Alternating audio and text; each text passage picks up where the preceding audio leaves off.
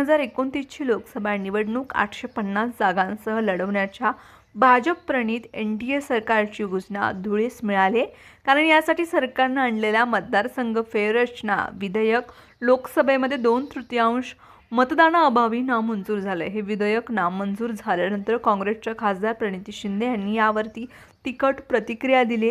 ही तर भाजपच्या शेवटाची सुरुवात असल्याचं त्यांनी म्हटलंय।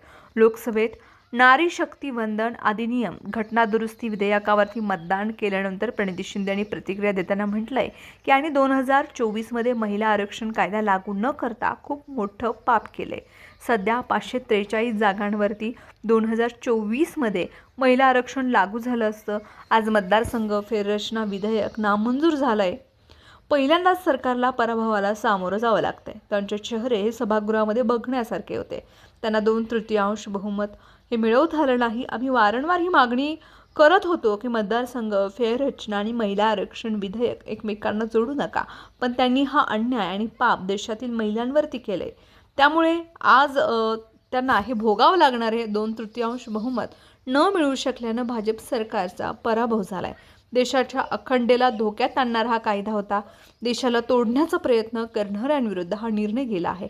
त्यामुळे त्यांचं विधेयक हे मंजूर होऊ शकलेलं नाही। त्यामुळे ही भाजपच्या अंताची सुरुवात आहे।